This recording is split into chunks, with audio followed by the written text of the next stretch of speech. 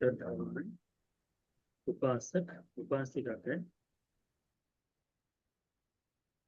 भगवान बुद्ध जी के समय में, भगवान बुद्ध जी के पश्चात भी जो अरहंतों का युग रहा है, इन अरहंतों के युग में अरहंत बनना आसान नहीं था।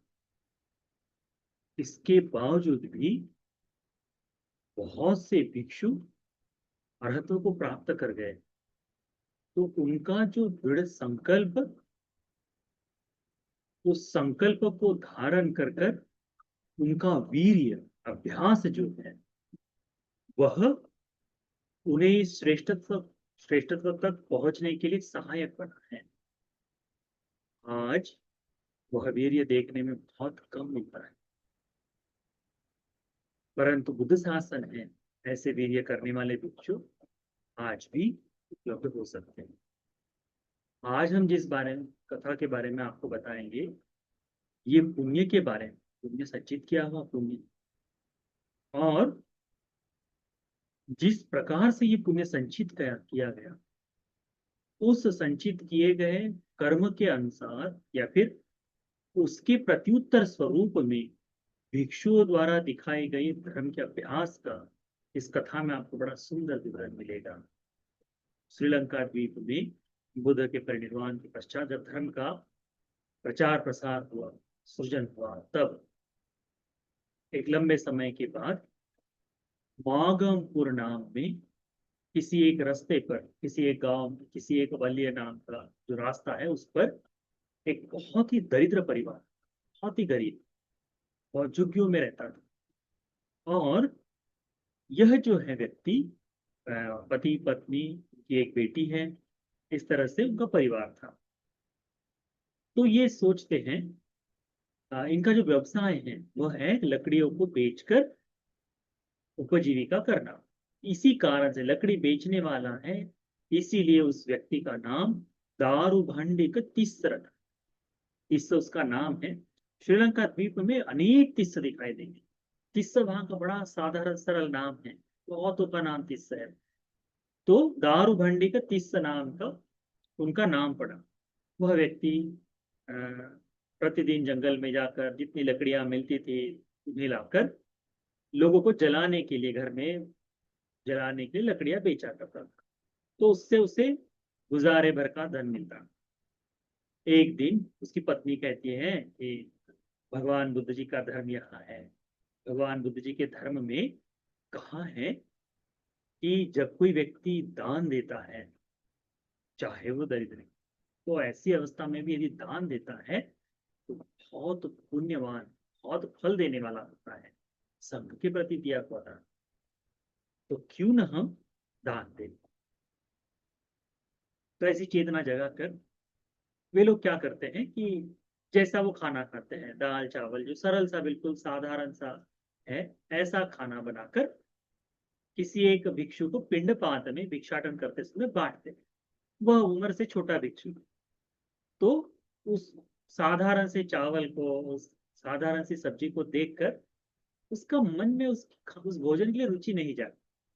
अब ऐसा है ना कि हम भिक्षु लोग जब भिक्षा मांगने के लिए जाए या फिर किसी के घर में निमंत्रण के लिए जाए, तो आज बहुत ही गौरव के साथ, सम्मान सत्कार के साथ भोजन परोसा जाता है।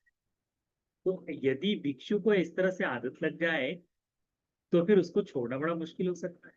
तो होता है कि ये छोटा भिक्षु है, अभी धर्म के बारे में अधिक न जानता हुआ हो, तो इसके मन में आता है कि मुझे तो और भी कहीं अच्छा भोजन मिल जाएगा। तो वो क्या करता है, इस पात्र को, कहीं चावल को, सब्जी को कहीं किनारे पर डाल देता है। ये बात जो है उसकी महिला देख लेती है, उस उपासक की जो बीवी है वो देख लेती है। उसके मन में बड़ा बुरा लगता है। शाम के समय जब ये लकड़ियां बेच कर आता है तो बड़े ही इससे बताती है कि आज ऐसा हुआ, भोजन दान देने के लिए हमने इच्छा की, भोजन को परोसा, परंतु जो भिक्षु थे उन्होंने हमारा भोजन फेंक दिया है। हम इतना प्रनीत भोजन नहीं दे पाते, इसीलिए पंडित जी लोगों को प्रनीत भोजन करने की भी आदत हो गई है, तो साधारण भोजन ना कर पाए। तो हमने भी कोशिश करनी चाहिए, क्या कर सकते। तो पति पत्नी बैठकर विचार करेंगे कि लकड़ियों से इतना उपजीविका नहीं हो पाती, केवल दाल चावल का खर्चा। तो कहते हैं कि हमारी जो बेटी है, यह किसी के घर में, किसी सेठ के घर में हम काम के लिए लगा देते हैं, यानी उनके घर में जो झाड़ू पोछा इनके लिए लगाते हैं, तो वो वही रहेगी। तो उस समय होता था ना कि कहीं दूर भेज दे तो वहां पर रहकर काम किया जाता था, उसका धन जो है वो लेकर आ जाते थे। तो 12 काशार्पण जो है, 12 मुद्राएं जो है, इसे देकर वो अपने बेटी को रख कर ये लोग लेकर आते हैं, बेटी धन को 12 मुद्राओं को लेकर आते हैं। उन मुद्राओं से ये करते हैं कि ये गाय को खरीदते हैं। उस गाय से, वो जो गाय है सुबह 3 लीटर दूध देती है और शाम को 3 लीटर दूध देती है। तो सुबह का दूध, सुबह शाम को जो मिलता है 3 लीटर दूध, इससे वो जमा कर दही बना देती है, और दूसरे दिन सुबह उस दही को छान कर उसमें से घी, मक्खन जो है उसको निकाल देती है। मक्खन निकाल कर उसका घी बनाती है, और चावल में मिलाकर, दूध के चावल के साथ वह भिक्षुओं को प्रतिदिन भोजन देना शुरू करती है।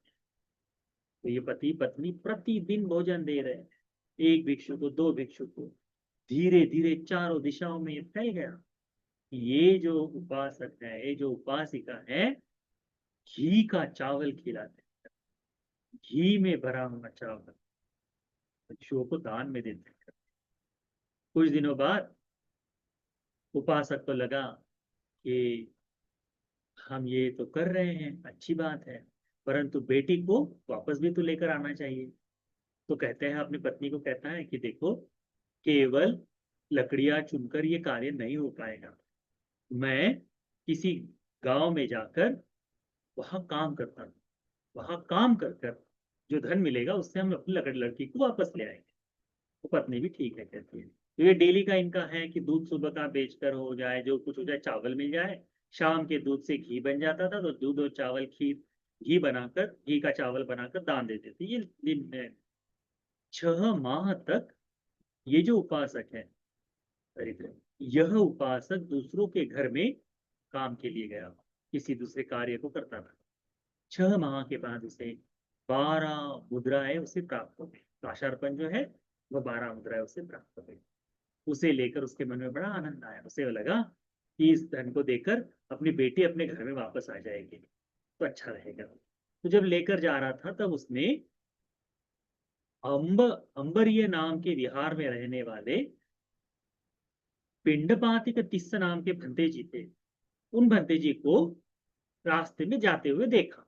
जाकर पूछा, भंते आप कहाँ जा रहे हैं? तो कहते हैं, मैं तिस्स महाविहार चैत्य में जाकर नमन करना चाहता हूँ। तिस्स नाम का एक और महाविहार है, तो वहां जाकर नमन करना चाहता हूँ, तो मैं उसके लिए इस रास्ते से जा रहा हूँ। तो मागमन दिशा में जा रहा हूँ। तो कहते, भंते जी हम भी आपके साथ चलते हैं। तो दोनों ही, भंते जी और ये दोनों ही साथ में गए, धर्म सुनते रहे। दूसरे दिन प्रातः हुई, चलते चलते चलते दोपहर का समय आ गया। भिक्षु दोपहर 12 बजे, और अभी गांव में नहीं है, शहर में नहीं है, तो भिक्षु कैसे करेंगे? तो भंते जी एक वृक्ष के नीचे बैठ गए। दोपहर होने ही वाले थे। तो इस उपासक के मन में आया, अभी तो सूरज सर के ऊपर चढ़ने वाला है, और भंते जी भोजन नहीं कर पाएंगे यदि मिलेगा नहीं, तो मैं क्यों ना आसपास देख कर जहां पे भी भोजन मिल जाए मैं लेकर आता। मेरे पास अभी धन भी है। कितना धन है? तो 12 रुपए। तो क्यों ना मैं लेकर आ जाऊं। तो जैसे इसके मन में विचार आया, उधर से आगे से कोई एक व्यक्ति चावल का उसको बंधा हुआ जो एक पार्सल है चावल का बना हुआ, उस समय केले के पत्ते हो जाए, कमल के पत्तों में चावल, सब्जी, दाल सब मिलाकर उसको एक ऐसा पेड़ी बांधी जाती थी, तो वो लेकर व्यक्ति आ रहा था। ये देखकर इसको बड़ा आनंद होता है। उस व्यक्ति के पास जाता है, कहता है कि मित्र, एक काम करो, तुम है ना, मुझे ये चावल, ये जो चावल का पार्सल है, ये जो टिफिन बांध कर लेकर आए हो, ये मुझे दे दो। इसके एवज में मैं तुम्हें 1 मुद्रा दूंगा।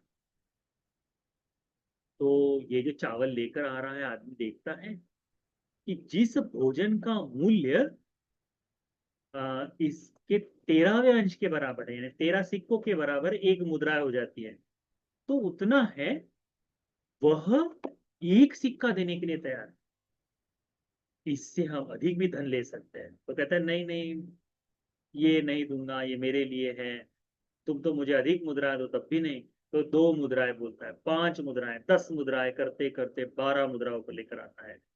और फिर भी कहता है कि इतने में भी नहीं दूंगा, और धन चाहिए। तो कहता है मित्र, उसको कहता है कि मित्र, ये जो आर्य बैठे हैं, भिक्षु बैठे हैं वहां, उनके लिए ये भोजन देना है, मध्याह्न के बाद भोजन ग्रहण नहीं कर पाएंगे, तो मेरे पास देने के लिए केवल ये 12 मुद्राएं हैं।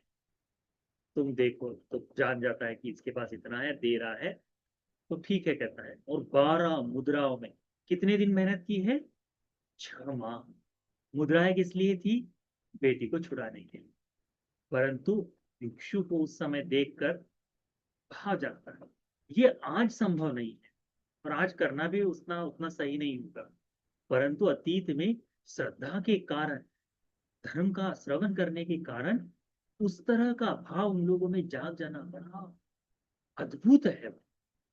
होता ये है, यह व्यक्ति उस पार्सल को लेकर, उस चावल को लेकर भंते जी के पास जाता है, कहता है "अ, भिक्षु भंते, आप अपना भिक्षा पात्र बाहर निकालिए, भोजन का प्रबंध हो गया है। तो भंते जी भोजन का पात्र निकालते हैं, और ये जब चावल परोसता है, तो जब आधा परोसता है, तो भंते जी पात्र पर हाथ हाथ रख लेते हैं, ढाक देते हैं। तो ये उपासक कहता है कि भंते, अनुकंपा करें मुझ पर, बहुत ही कष्ट के साथ ये मिला है, मुझ पर अनुकंपा करे, और आप इस संपूर्ण भोजन को ग्रहण करें। यह 2 व्यक्ति के लिए पूर्ण नहीं है, आप भोजन करेंगे उतना पर्याप्त। तो भंते उसकी बातों को सुनकर, कुछ न कुछ गूढ़ है, कुछ न कुछ छुपा हुआ रहस्य है, ऐसा जानकर वह पूरा का पूरा भोजन ग्रहण करते हैं, लेते हैं। और फिर रास्ते पर भोजन करने के बाद, थोड़ा विश्रांति के बाद, यह उपासक और पिंडपातिक तिस्स, वह दारूभंडिक तिस्स और ये पिंडपातिक तिस्स भंते जी, दोनों रास्ते से चलना शुरू करते हैं। बीच रास्ते में भंते जी पूछते हैं कि उपासक, पूरा का पूरा भोजन देने के पीछे क्या प्रयोजन था? तो कहता है भंते, हमने बहुत ही श्रम से ये धन अर्जित किया है, और पूरा विस्तार बताता है कि भोजन को देने की इच्छा हुई थी, तो श्रामनेर को दिए, छोटे बंते जी को दिए, उन्होंने फेंक दिए, तो बेटी को किसी के घर में काम पे लगवा कर 12 मुद्राओं को लेकर आए, तब से भोजन दान दे रहे संघ को। और फिर हमको लगा कि बेटी को घर में लाना चाहिए, तो कहीं दूसरी जगह काम करने के लिए 6 माह काम किए हैं, वहां से हमको जो 12 मुद्राएं प्राप्त हुई थी, उसका हमने ये भोजन लिया है। यदि ये भोजन हम करते तो ये व्यर्थ जाता, पर भंते ये आपको दे रहे हैं, दान दे रहे हैं, इसीलिए आपको दिए करते हैं। भंते जी का हृदय कंपित हो जाता है, इतना समर्पण, इतना त्याग। उनकी, जैसे उस समय चलते चलते उनके मन में अधिष्ठान जागता है, जहां भी मुझे ध्यान के लिए मौका मिले, वहां जाकर मैं वीर्य करूंगा, चाहे ये हड्डी मांस गल जाए, खत्म हो जाए, तब भी मैं अपने आसन को नहीं छोड़। ऐसा चित्त में अधिष्ठान जाकर तिस्स महाविहार में जो चैत्य बना है भगवान के अस्थियों के साथ, उन चैत्य को जाकर नमन करते हैं। वहां जाकर आगंतुक जो कार्य है, आने वाले भिक्षु के जो कार्य वो करते हैं, और आगंतुक सत्कार होने के बाद उन्हें, उस विहार में रहने वाले भिक्षु एक कमरा दिखाते हैं कि भंते, आप इस कुटिया में विराजमान होंगे। उस कुटिया में जाते हैं, वहां पर अपना बिछावन का आसन बिछाते हैं, और उसके ऊपर पुनः उस अधिष्ठान के साथ बैठ जाते हैं। बैठकर ध्यान करते हैं, संपूर्ण रात्र भर ध्यान करते हैं, क्षण भर के लिए मन एकाग्र नहीं, उसको नहीं छोड़ते। 1 दिन, 2 दिन, 3 दिन, 4 दिन, 5 दिन, 6 दिनों तक बैठे हुए आसन से, न भोजन के लिए, न किसी के लिए, किसी चीज के लिए नहीं उठते, चाहे मर जाओ चल जाएगा इस आसन। आश्चर्य है, अद्भुत है। उस समय के भिक्षुओं का वीर्य, उस समय के भिक्षुओं का वो अधिष्ठान, उस समय के भिक्षुओं का वो कर्तव्य, उसका कर्मीय अद्भुत है। आज हम केवल सोच सकते हैं, कह सकते हैं, उतना वीर्य नहीं कर सकते, परंतु इन भिक्षुओं ने किया है, इसीलिए संभव है करके हम जानते हैं। तो 6 दिन के पश्चात अरहत्व सुख से उठते हैं, अरहत्व मंत्री उठते हैं। उठने के बाद अरहत्व को जानकर, पूरा अच्छी तरह से जानकर बाहर आते हैं रूम से। 6 दिनों तक भोजन नहीं किए, थोड़ा शरीर कमजोर हो गया है, जाकर घंटी बजाते हैं। लकड़ी की घंटी होती है भिक्षुओं के आश्रम में, उसे बजाते हैं।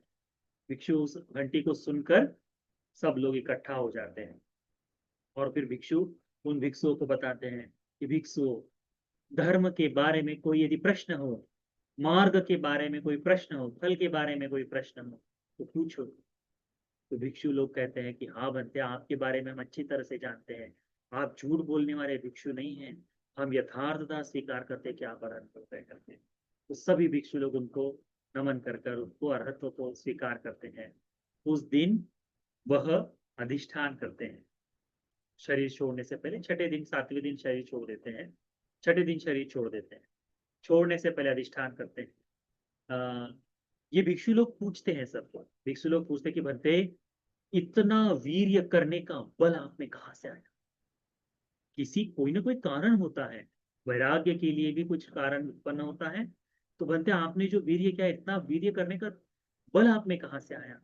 तो ये पिंडपात 31 बनते जी पूर्ण कथा को बताते हैं कि यह जो दारूभंड 31 है, इसके द्वारा दिया गया दान, अपनी पुत्री को वहां घर में दूसरों के घर में काम करने के लिए रखकर वहां से जो मुद्राएं हैं उससे इस तरह से दान दिया है, उसको फल मिले, उसका अधिक महाफलदायी हो, इसके लिए ये किया है, बताते हैं।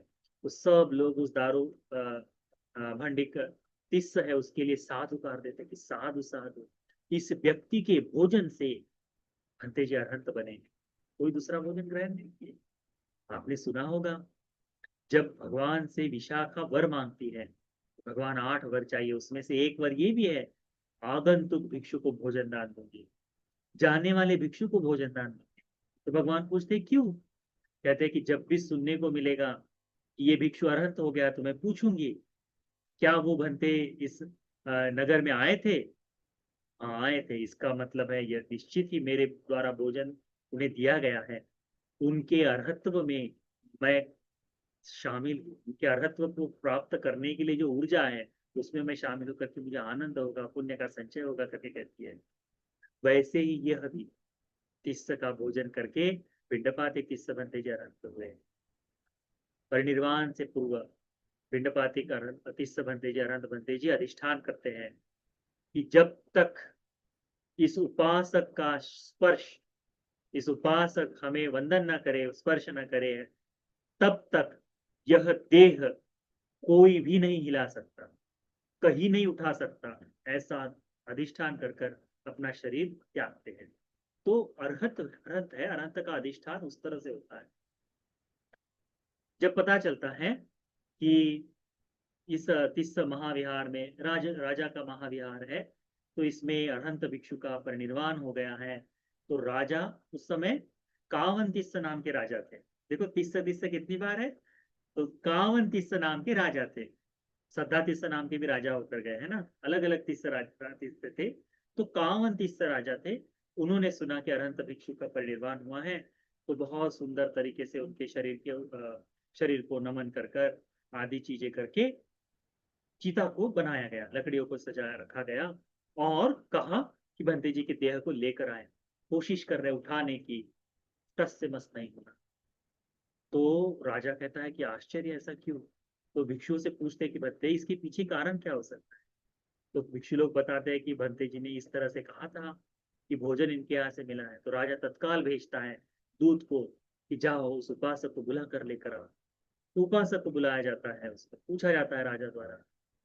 राजा पूछता है कि उपासक, क्या 6 दिन पहले तुमने किसी भिक्षु को भोजन दान दिया था? कहते हाँ महाराज, ने एक भिक्षु को भोजन दान दिया था, हमारे आर्य भिक्षु को बहुत श्रद्धा थी उनके प्रति, तो हमने भोजन दिया है, उनको दान दिया है। तो जाकर देखो ये जो तुमने भोजन दिया, क्या ये वही बनते हैं? तो वो जाकर देखता है और किसी को पहचान जाता है। हाँ, वहीं पे रोना शुरू कर देता है कि हमारे आर्य भिक्षु का परिनिर्वाण हो गया, मृत्यु हो गई करके रोना शुरू कर देता है। उपासक है ना, श्रद्धा से दान दिया है ना, तो उनके प्रति बड़ा स्नेह जताते हुए रोना शुरू कर देता है। महाराज कहते हैं कि एक काम करो, तुम्हें देखो ये तो नित्य ही है, आज न कल तो शरीर छूट जाएगा, इस तरह से चिंतन मत करो। एक काम करो, इस वस्त्र को पहनो। नए वस्त्र लाकर देता है, राजस्य आभूषणों जैसे वस्त्र लाकर देते हैं और कहते हैं कि अभी भंते जी को नमस्कार करो, कि उत्तर क्रिया की तैयारी करो। यह व्यक्ति उन वस्त्रों को पहनकर, उपासक वस्त्रों को पहनकर भंते जी के देह के चारों ओर प्रदक्षिणा करके, जैसे हम चैत्य की चारों ओर प्रदक्षिणा करते हैं उस तरह से, धातुओं की चारों ओर प्रदक्षिणा करते हैं उस तरह से प्रदक्षिणा कर कर नमन करता है, भंते जी को स्पर्श करके नमन करता है। जैसे ही भंते जी को ये नमन करता है, पैरों को छूता है, उनको उनके जो पैर है अपने सर पर रखता है, वैसे ही उसके बाद उनका शरीर स्वयं ही हवा में उड़ जाता है और जहां लकड़ियां रखी है वहां जाता है और उसके ऊपर विराजमान होता है। चारों दिशाओं से अग्नि के चार पुंज आते हैं और उनका पूरा वही के वही शरीर जो है वह अग्नि के इसमें आ जाता है। अरहंत भिक्षुओं का वीर कितना अद्भुत। राजा द्वारा बाद में ये सारी बातें जानने के बाद इसे गांव में कोई अच्छी सा नौकरी देकर, इसकी बेटी को छुड़ाकर बहुत ही सुंदर उसका सत्कार सम्मान करते हुए रखता है। तो पुण्य का विपाक उसे इसी जीवन में मिला। ऐसा पुण्य करना संभव नहीं है, इस बात को भी जाने, परंतु किसी के द्वारा दुष्कर क्रिया करते हुए बहुत कठिनाई से किया हुआ पुण्य, उस कठिनाई का चिंतन करने के बाद भिक्षुओं में उस दिन के लिए वीर्य जागता है, वास्तव में जागता है। कोई व्यक्ति वास्तव में कहे कि भंते बहुत पीड़ा में, बहुत दुख में है, मैत्री करो, तो भंते जी उस दिन उसकी बात को ध्यान में रखकर कितने भी कार्य में हो, क्षण भर के लिए क्यों ना हो, बैठकर क्षण भर के लिए क्यों ना हो, उसके उपासक के प्रति चिंतन को बताते हुए मैत्री करते हुए, क्यों? क्योंकि उनके द्वारा दिए गए भोजन पर भिक्षु जीवन जी रहा, उनके लिए उस कारण से वीर्य जागता है। आज उतना प्रबल वीर्य भिक्षुओं में नहीं है, परंतु ये जो सुपटिपन्न, उजुपटिपन्न, न्यायपटिपन्न, सामीची पटिपन्न जो संघ है, इस संघ में वो वीर्य, इस संघ में वो पराक्रम, इस संघ में वह गुण है कि दूसरों के दुख को जानकर उसके अनुसार बड़ा सुंदर जीवन। देखो, दान बड़ा सुंदर, धर्म का पालन बड़ा सुंदर, पुण्य की महिमा जो है बड़ी अद्भुत है। इसीलिए पुण्य करते समय अधिक न सोचे, पुण्य करते समय श्रद्धा को जगा कर, श्रद्धा से युक्त होकर दान दे। जैसा भी दोगे, जितना भी दोगे उतना काफी, उतना पर्याप्त है। श्रद्धा का उसमें भाव होना बड़ा आवश्यक है। ठीक है, तो ये जो पुण्य की महिमा है इसको ध्यान में रखो। आपके द्वारा दिया गया दान जो है, इस उस उपासक के द्वारा दिया गया जैसा दान वह भिक्षु को धर्म साधना के लिए प्रेरक बनता है, वैसे ही कठिनाई से दिया गया हुआ दान भी अनेक भिक्षुओं को प्रेरणादायी बनता है। इसीलिए अच्छी तरह से अपने धर्म का पालन करते हुए धर्म के अनुसार जीवन जियो। ठीक है, तो ये पुण्य की महिमा आप सभी को धर्म के बोध के लिए, धर्म के अनुसार जीवन जीने के लिए उपकारी होता है।